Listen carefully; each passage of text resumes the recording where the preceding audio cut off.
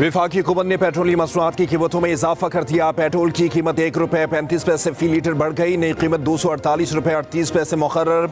HP diesel ₹3.85 फी litre महंगा हो गया। नई कीमत ₹255.14 हो गई। मिट्टी के तेल की कीमत में ₹1.48 कमी की गई है।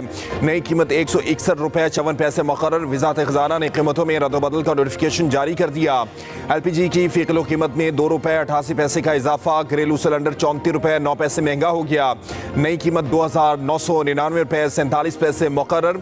ओगरा ने माह नवंबर के लिए नई कीमतों का नोटिफिकेशन भी जारी कर दिया। आवाम का हुकूमत से कीमतों में इजाफा वापस लेने का मुतालिबा। क्या बोल सकते हैं, लूट मारी के धंधे भाई, कुछ भी नहीं बोल सकते। अभी ₹1 बढ़ाएंगे, फिर ₹5 बढ़ाएंगे। हुकूमत को सोचना चाहिए।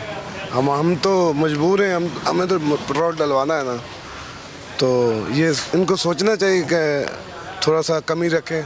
बहुत ज़्यादा मुश्किलात का सामना करना पड़ता है हमारे को, क्योंकि ये पहले भी अगर ये ₹247 था तो हमारे को ₹250 लीटर देते थे, उसमें कोई फ़र्क नहीं था।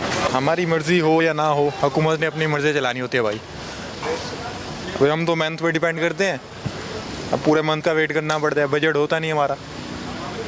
हमारी मर्जी चले, हम जो भी कहें ना हमारा। वज़ीर आज़म शहबाज शरीफ की अमीर कतर शेख तमीम बिन हमद सानी से मुलाकात। दो तरफ़ा ताल्लुकात पर तबादला ख्याल। शहबाज शरीफ कतर के मनसब शेख मोहम्मद बिन अब्दुर्रहमान से भी मिले। तिजारत, सरमायाकारी, तवानाई और सकाफत के शोबों में ताउन बढ़ाने पर तबादला ख्याल किया गया। वज़ीर आज़म ने पाकिस्तान की इक़्तिसादी तरक्की में कतर के ताउन को सराहा। इक़्तिसादी ताल्लुकात को मज़ीद मुस्तहकम करने के लिए पाकिस्तान के अज़म का अदा किया गया। कतर में मौजूद पाकिस्तानियों की मेज़बानी करने पर शुक्रिया अदा किया। कहा पाकिस्तानी दोनों ममालिक की तरक्की में पुल का किरदार अदा कर रहे हैं। वज़ीर आज़म का मेरे कतर के हमरा कतर म्यूजियम में मंजर आर्ट गैलरी का दौरा। दोनों रहनुमाओं ने एक ही गाड़ी में दीवान अमीर से कतर म्यूजियम तक का सफ़र तय किया। शहबाज शरीफ ने कहा कतर हमारा दूसरा घर है। इस नुमाइश का इनेकाद पूरी पाकिस्तानी कौम के लिए बाइस से फ़ख्र है।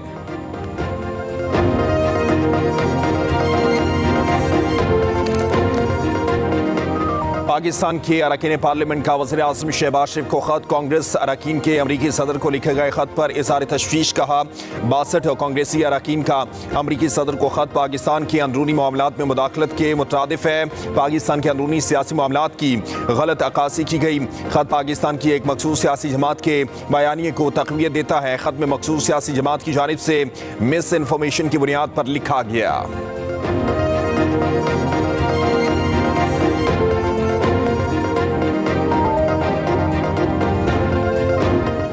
पाकिस्तान किसी दूसरे मुल्क के अंदरूनी मामलात में ना मुदाखलत करता है, ना ही अपने मामलात में मुदाखलत पसंद करता है। पाकिस्तान की अमरीकी सियासत के हवाले से कोई पोजीशन नहीं। तर्जमान दफ्तर खारजा की हफ्तावार ब्रीफिंग। कहा पाकिस्तान में चीनी बाशिंदे हमारे अहम मेहमान हैं, तहफ़्फ़ुज़ करेंगे। पाकिस्तान का किसी दहशतगर्द गिरोह ख़ुसूसन कलअदम TTP से मुज़ाकरात का कोई इरादा नहीं। अफ़गानिस्तान में दहशतगर्दों की महफूज पनाह गाहें हैं। अफ़गान इंतज़ामिया इन दहशतगर्द ग्रुपों के खिलाफ कार्रवाई करे। तर्जमान ने कहा कि लंदन में पाकिस्तानी हाई कमिश्नर की गाड़ी को निशाना बनाने की तहकीकात होंगी। लाहौर में फसाई आलूदगी बरकरार। ग्रीन लॉकडाउन भी नाफिज। शिमला पहाड़ी से railway station, Egerton road, Ebert road और एम्प्रेस रोड भी हॉटस्पॉट एरिया डिक्लेयर। नवाही इलाके भी फहरिस्त में शामिल हैं। इन इलाकों में तामीराती कामों पर मुकम्मल पाबंदी। कमर्शियल जनरेटर्स नहीं चलाए जाएंगे। चिंची रिक्शे का इलाकों में दाखिला ममनू।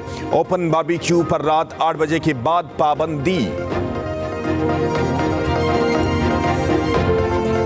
सेनेट और कौमी असम्बली के अलग अलग इजलास आज होंगे। सेनेट इजलास सुबह 10:30 बजे होगा। 23 नुकाती एजेंडे पर बात होगी। ऐवान बाला में मुख्तलिफ कायमा कमेटियों की रिपोर्ट्स पेश की जाएगी। कौमी असम्बली का इजलास 11 बजे शेड्यूल। 6 नुकाती एजेंडा भी जारी।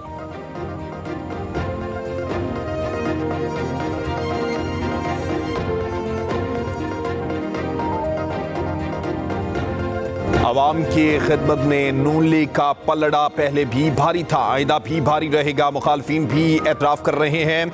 नून लीग की हवा चल पड़ी। वज़ीर आला पंजाब मरीम नवाज का तक़रीब से खिताब। कहा मेट्रो बस को जंगला बस कहने वालों ने पेशावर में जंगला बस बना दी। चलती कम रुकती ज़्यादा है।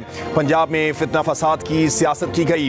हुकूमत और किसानों को लड़ाने की कोशिश भी की गई। ज़राअत के बगैर मुल्क की तरक्की और खुशहाली मुमकिन नहीं। पंजाब की तरक्की का रास्ता खेतों से होकर होकर गुजरता है। आज ग्रीन ट्रैक्टर स्कीम की पहली कुरअंदाजी होगी। हमें स्मोक के बहुत बड़े चैलेंज का सामना है। मसले के हल में कई साल लग जाएंगे। भारतीय पंजाब को भी स्मोक के तदारुक के लिए इकदाम करना होंगे।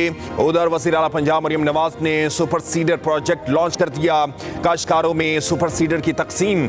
वज़ीर आला खुद ट्रैक्टर पर सवार हुई। हम यूनियन को बहाल कर रहे हैं और हम आपको बकायदा तौर पर बहाल करके यूनियन को आपको पूरा मौका देंगे कि आप इमर्ज करें। अपनी यूनियन के जरिए सरकारी तौर पर आपको इख्तियार दे रहे हैं। इंशाल्लाह बहुत जल्द हम जो है इस सूबे में स्टूडेंट यूनियन को बहाल कर रहे हैं। वज़ीर आला KP अल-यमीन गन्नापुर का सूबे में तुलबा यूनियन बहाल करने का ऐलान। पेशावर में तकरीब से खिताब में बोले, कौम के नौजवानों ने लीड करना है। तुलबा यूनियन को बहाल करके लीडर्स पैदा करेंगे। आज़ादी मांगने पर हमें जेलों में डाला जाता है। हमारी हकीकी आज़ादी की जंग जारी रहेगी। इस हफ्ते फैसला कुन तहरीक के लिए निकलेंगे। महरूमी कौमों को नीचे ले जाती है। आपको नाकामी से सीखना होगा। मेरिट पर काम हो तो सारे मसाइल हल हो सकते हैं। मुल्क कर्जों में डूबा है, कोई खुद मुख्तारी नहीं। एक नया निज़ाम लागू हो चुका है। फॉर्चुनेटली हमारे पास माहौल ख़राब हुआ तो इफ्तिखार चौधरी जैसे लोगों ने और साकिब निसार जैसे लोगों ने अथॉरिटी का गलत फ़ायदा लिया। हुकूमत ने सिर्फ जज साहबान की तकरीर में अपना एक हिस्सा लेने वाला इख्तियार वापस लिया है। जस्टिस काजी फैज़ ईसा साहब के साथ जिस तरीके से एक बेहुदा रवैया PTI के लोगों ने किया है, उसकी सख्त अल्फाजों में मैं मजम्मत करता हूँ। यही वो सोच है जो कुछ जज हजरत साहब कहते थे ना कि जी सिसिलियन माफिया और ये है माफिया। सिंध के वज़ीर इत्तलात शर्जील इनाम मेमन ने कहा कि हर शख्स काबिल एहतसाब है। आईनी तरमीम से सबको जवाबदेह बनाया गया। कोई मुक़द्दस गाय नहीं। आईनी तरमीम से माजी की प्रैक्टिसेस ख़त्म हो गई। इफ्तिखार चौधरी और साकिब निसार जैसे लोग पसंद का निज़ाम चलाते रहे। अदलिया का नया निज़ाम 26वीं आईनी तरमीम के जरिए नाफिज हो चुका है। नए निज़ाम को कबूल करने में वक्त लगेगा। आईनी तरमीम से अवाम को फ़ायदा होगा। ये हकीकी मानों में पाकिस्तान के लिए अच्छा कदम है। PTI ने आईनी तरमीम पर एतराज़ नहीं किया। लंदन में साबिक चीफ जस्टिस पर हमला तहरीक इंसाफ माफिया ने किया। काजी फजीसा के साथ जो हुआ ये सियासत नहीं, गुंडागर्दी है। PTI की लॉबी आवाम को गुमराह कर रही है। इसराइली लॉबी बानी PTI को छुड़ाने की कोशिश कर रही है। मजीद बोले, आज से सूबे में असलहे की नुमाइश पर पाबंदी होगी।